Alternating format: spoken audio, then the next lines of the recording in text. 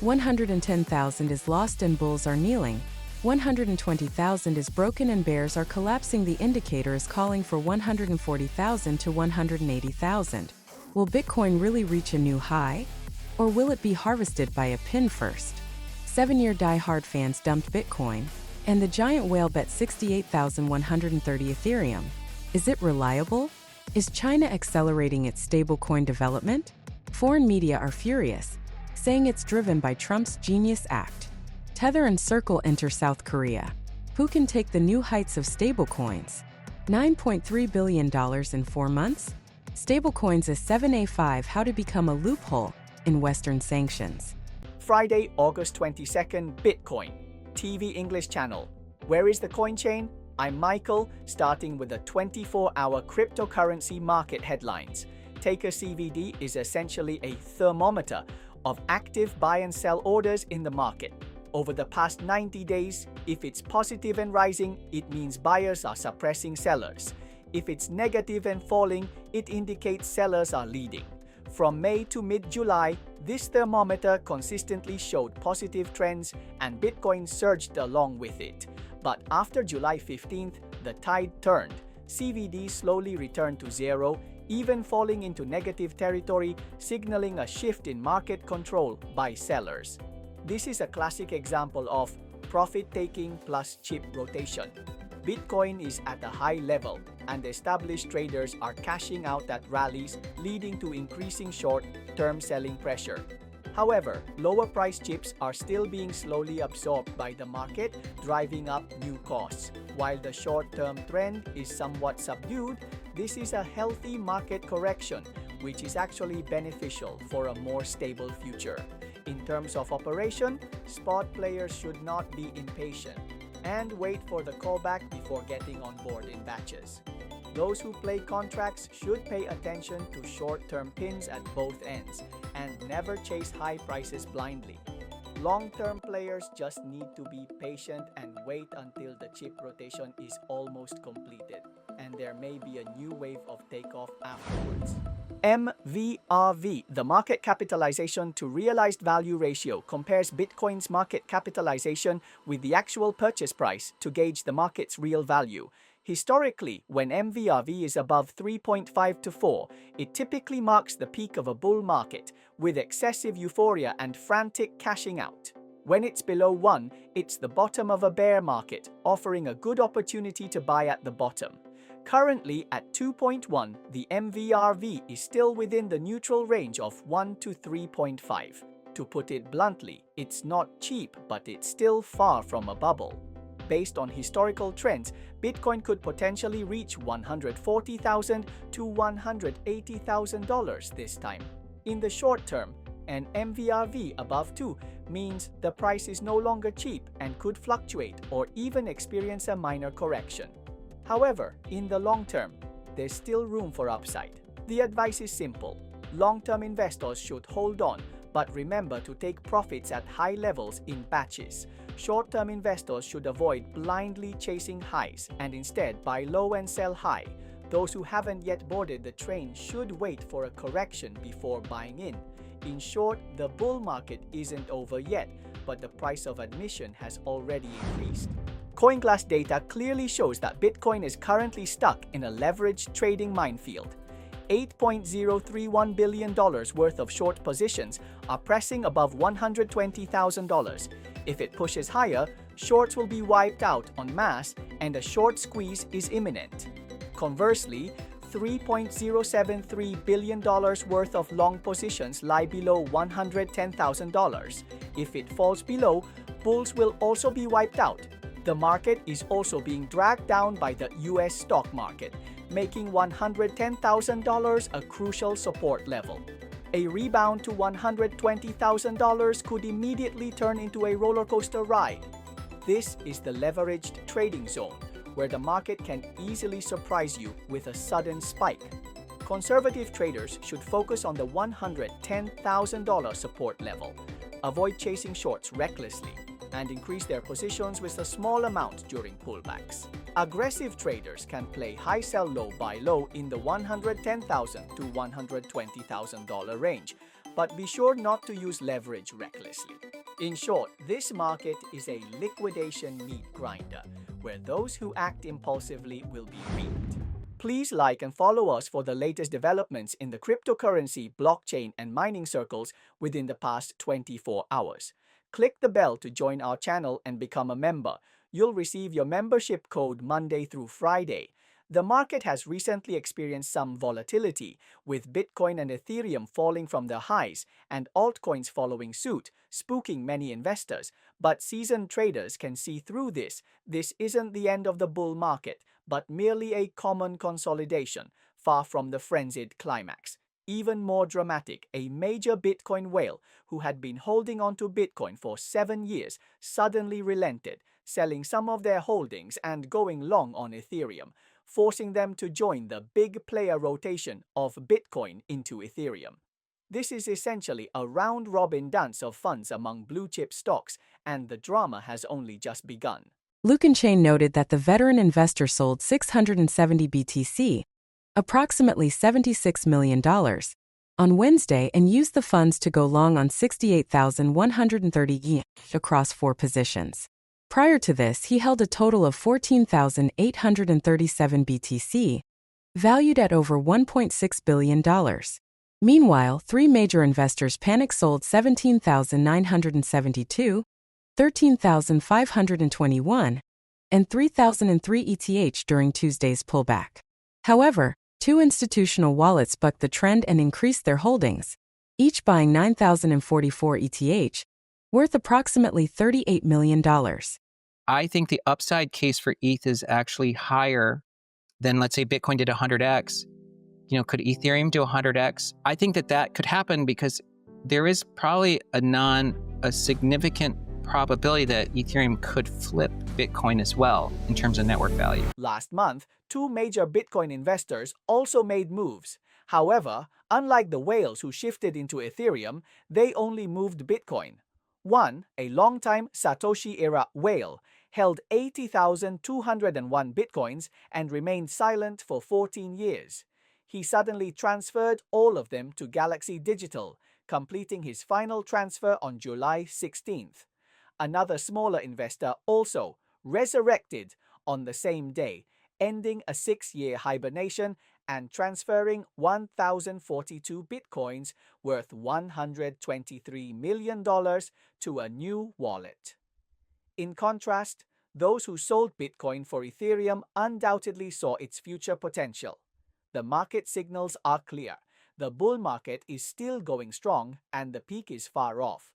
Both Bitcoin and Ethereum are technically healthy, with treasuries and ETFs increasing their holdings. Even dark horse projects like Bitcoin Hyper are attracting capital. Short-term volatility? For experienced investors, it's a chance to cash in, perfect for long-term investment. Stablecoins have been all over the financial world lately, with the topic trending daily. Who's behind this? The Trump administration's forced brilliant plan, which directly gave stablecoins a clear regulatory framework and thrust them into the spotlight. Seeing the impending trend, economies like Hong Kong, China, and the European Union have been accelerating legislation, fearing they'll miss out if they are slow. Even more shocking, Reuters broke the news last night that China is considering allowing the RMB stablecoin. The news sent foreign media into a frenzy, predicting that if it were to materialize, China's entry would undoubtedly escalate the global competition. Data shows that the RMB's share of global payments fell to 2.88% in June, a nearly 2-year low, while the US dollar's share reached 47.19%. Amid the growing influence of dollar-pegged cryptocurrencies, China may consider stablecoins as a key tool for RMB internationalization. Sources indicate that Chinese leaders will convene a meeting as early as the end of the month to discuss RMB internationalization and stablecoins. The meeting will likely set the tone, clarify the scope of use, and oversight responsibilities. Once a decision is made, China could transition from a bystander to a leading player. China has long maintained an iron-fisted control over virtual assets. In 2021, a blanket ban on trading and mining was implemented. However, the digital RMB and stablecoins have emerged as a new direction, with the stance shifting from resolute suppression to cautious exploration. Hong Kong has taken the lead in implementing stablecoin regulations, and Shanghai is also preparing a digital RMB International Operations Center to serve as a testing ground. To put it bluntly, stablecoins are no longer just a toy for minor scrambles in the cryptocurrency world. They are the new playing field for financial giants worldwide. The United States has made its first move with a genius plan. If China truly releases its RMB stablecoin, it will directly lead to a China-US collision. The battle ahead will not only be about technology and markets, but also about monetary sovereignty and the right to speak in international finance. Whoever emerges victorious may truly reshape the global financial landscape for the next decade.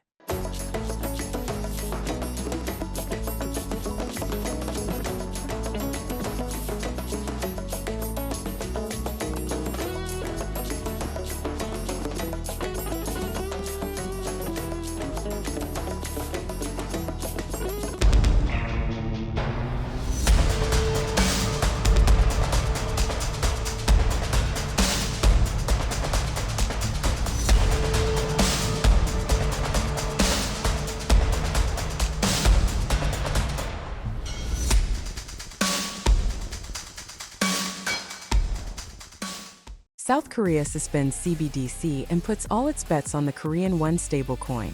Can it catch up? The financial tug-of-war continues, and sanctions are being intensified. How will Russia respond? South Korea's stablecoin scene has been buzzing lately. At the end of June, the central bank suspended digital currency testing and focused its efforts on the Korean won stablecoin. As a result, at the start of July, 3 major banks scrambled to apply for stablecoin trademarks, sending their stock prices soaring. On July 31st, a major development took place. The Winks and the Kaya DLT Foundation launched the world's first sandbox-compliant stablecoin ATM, capable of exchanging 85 fiat currencies and topping up transit cards. Although it's only for tourists, it already handled $5 million in transactions in a single week. Even established players like Tether and Circle have joined in the fun, proving South Korea is rapidly becoming a stablecoin arena. But on the other hand, the advocates of the stablecoin say that if we don't issue one denominated stablecoins, Korean market will be much influenced by the dollar denominated stablecoin, and we lose monetary sovereignty. South Korea's stablecoin strategy has entered a critical phase. Regulators will release a framework for a Korean won stablecoin in October, incorporating it into the second phase of the Virtual Asset User Protection Act. The deputy governor of the central bank advocates a gradual approach. While the governor does not object, he is concerned about capital outflows and foreign exchange risks. This week, Tether and Circle will meet with Shinhan, Hana, KB, and Woori Bank. Key topics will include pilot programs for the Korean won stablecoin and the implementation of the US dollar stablecoin, as well as future collaborations on frameworks and technologies. Tether and Circle have been trending around the world lately. Tether CEO Paul Ardoino and Circle President Heath Talbot traveled to Washington, D.C. to attend a CEO forum hosted by acting CFTC Chairwoman Carolyn Pham. The event was packed with 22 crypto executives, and even the White House sent representatives, making it a mini summit. Even more impressive, Tether also signed agreements in Guinea and Uzbekistan, exploring blockchain and peer-to-peer payments. Now, they've set their sights on the South Korean market, practically jumping wherever opportunities arise. Judging by the momentum, the South Korean financial scene will likely soon be as bustling as a market. Since the Russia-Ukraine conflict, the West has imposed rounds of sanctions on Russia. The purpose is simple: to cut off the military funding channel. The United States has recently increased the sanctions. The U.S. Treasury Department's Office of Foreign Assets Control, OFAC, not only blacklisted its old rival Garantex but also added its suspected successor, GreenX, along with 3 of its executives and 6 companies in Russia and Kyrgyzstan, to its sanctions list for facilitating illegal transactions. Russia, however, is no pushover and continues to devise ways to circumvent the sanctions. Elliptic's data is quite alarming. In July alone, ruble stablecoin trading volume surged, with over $40 billion in funds transferred. This financial tug-of-war is more captivating than a movie. The UK recently announced new sanctions against 8 individuals and entities accused of assisting Russia in circumventing sanctions through the Kyrgyz financial system, adding to over 2,700 previous measures. Kyrgyzstan's capital bank and its president, Kantemir Sharbayev, were named, with the UK alleging the bank helped Russia finance military purchases. Crypto exchanges GrindX and Mir, as well as entities associated with the A7A5 stablecoin, were also blacklisted. A7A5 processed $9.3 billion in transactions in 4 months and is considered a key tool for undermining Western sanctions. The government of Kyrgyzstan acts as a backer. It's part of their larger Web3 strategies. The UK has actually been using this tactic before. In February of this year, they imposed their largest sanctions against Russia since 2022, blacklisting Kyrgyzstan's OJSC Kremet Bank in an attempt to cut off the flow of funds into Putin's war chest. This time, Kyrgyz President Sadir Japarov immediately responded, stating that his 21 banks were perfectly clean and that no one was helping Russia circumvent the sanctions. He also warned against using the economy as a political tool. It seems that the UK and the US are playing the good cop and the bad cop, while Russia continues to respond accordingly. This sanctions offensive and defensive battle is far from over. Something strange has happened online recently. A screenshot of a Satoshi Nakamoto email has gone viral, claiming that in 2009 he planned to rename Bitcoin to Titcoin, or Little Yellow Coin in Chinese. He also claims to have registered titcoin.org. If it really is called Titcoin, today's cryptocurrency news is likely to be even more inappropriate for children. ZachXBT, the Sherlock Holmes on the Chain A high price scam, was exposed. An unlucky user was deceived by a fake customer service representative and lost 783 bitcoins, about $91.4 million US. After the scammer succeeded, he staged a coin laundering drama and stuffed the Wasabi wallet with money, which can be called the currency circle's version of disappearing technique. U.S. President Trump's $464 million civil fraud fine has been directly dismissed by the New York State Court of Appeals. Netizens jokingly commented, "This time Trump has quit the fine in seconds, and his legal battle has become a roller coaster ride."